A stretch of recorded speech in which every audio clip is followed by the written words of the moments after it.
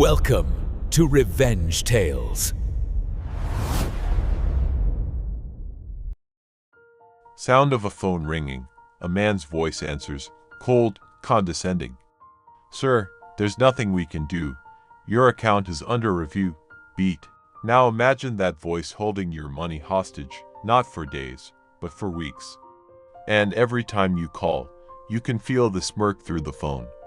So when the bank that mocked my name and froze my savings decided I was powerless, I made them choke on their arrogance with just $3 and a little creativity. If you've ever been treated like dirt by some smug clerk or faceless company, if you've ever dreamed of watching the powerful panic when they realize you've outplayed them, then hit that like button, subscribe, and get ready for one of the most satisfying revenge stories you'll ever hear.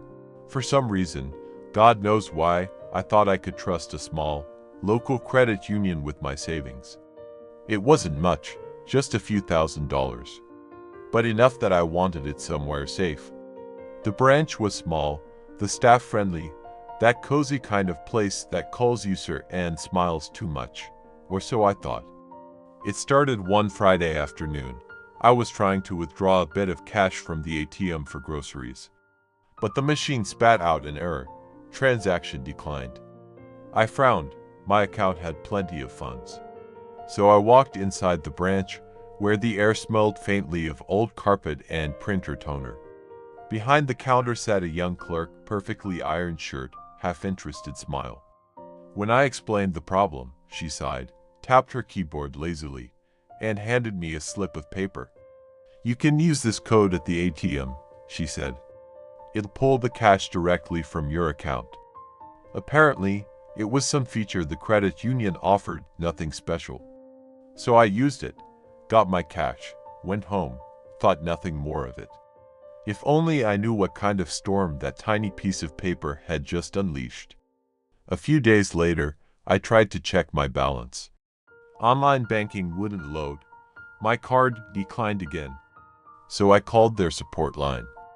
After an eternity on hold, a voice finally answered. Sharp, impatient. "Sir, your account has been flagged for review." Flagged? For what? They claimed there was an accounting error, something about delayed balance deduction. Not overdraft, not fraud, just their own internal mistake. But the punishment, my entire account, frozen. No access, no withdrawals, no transfers. And when I pressed for answers, the rep's tone shifted. "We'll notify you when it's resolved. That's all I can say." Click. Days turned into weeks. Bills piled up. I dipped into savings elsewhere just to keep up. And every time I called, the replies grew colder. Sometimes, there was laughter in their voices. A hint of amusement when I gave my foreign-sounding last name. One woman even muttered under her breath, "Maybe you should have stuck to your country's banks." My stomach dropped. I felt the heat rise behind my eyes. But I swallowed it. I needed my money. I needed to stay calm. Still, inside, something dark started to twist and coil. They weren't just ignoring me, they were mocking me. By week 4, I was done waiting. Every email went unanswered. Every call ended with, "We'll get back to you." They weren't going to fix this. They were hoping I'd give up, that I'd let it slide. One night, I vented to my family back home. My cousin, barely 20, listened to my rant and said something that made me pause. "Why don't you make them care?" I laughed bitterly. "How?" "I can't even get a manager to pick up," he smirked. "There's this Russian site," he said. "You pay people a few rubles to post whatever you want online. Reviews, comments, whatever." At first, I thought he was joking. But then he showed me, it was real, cheap, automated. You could choose where the comments go: Facebook, Google, Yelp, even a company's official social media pages. $3. That's all it would cost to unleash a small army of fake American-looking profiles to flood their feeds. And right then, something clicked inside me. They took my silence as weakness. Time to show them what real noise sounded like. That night, I stayed up crafting the perfect storm. I wrote out detailed complaints, authentic enough to pass as real customers. Each one unique.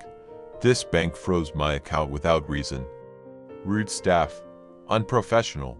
They discriminate against people with foreign names. I mixed in AI prompts to make them sound natural, different tones, locations, even emojis for realism.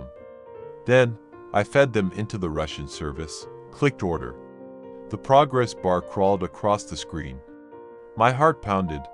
By morning, it was done. Hundreds of customers had taken to the credit union's social media pages.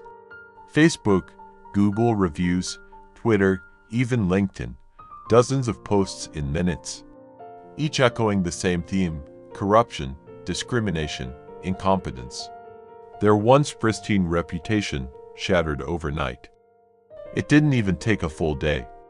Around noon, my phone rang. Unknown number. Hello, this is the call center manager from credit union name. His voice, suddenly polite, almost trembling.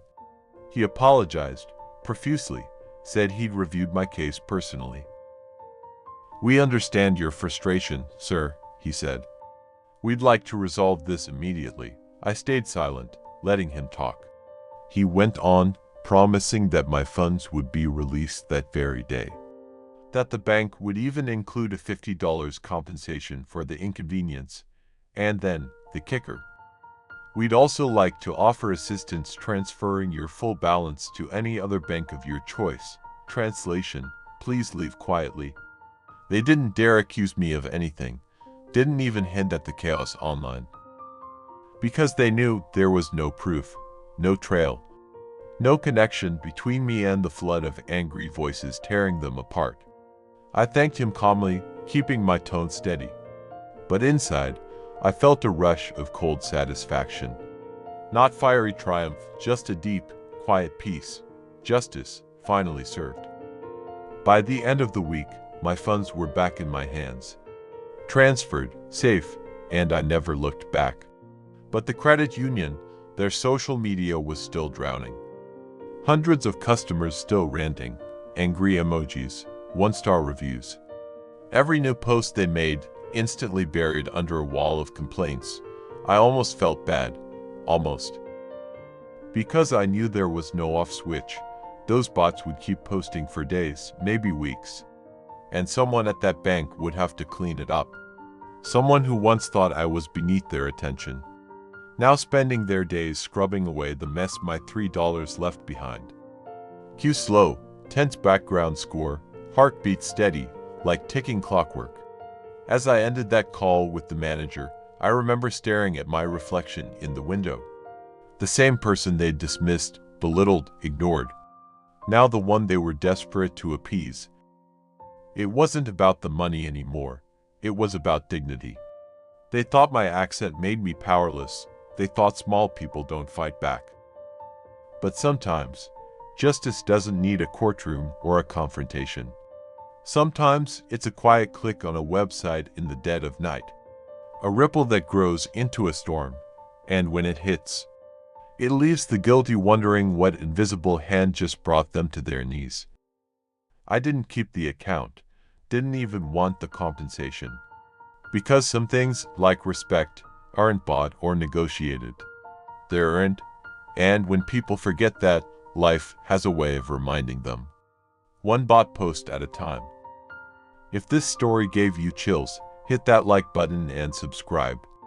Because sometimes the sweetest revenge comes not from rage, but from strategy. And I want to hear from you. What's the most satisfying way you've ever seen karma strike back? Drop your story in the comments, and I might just feature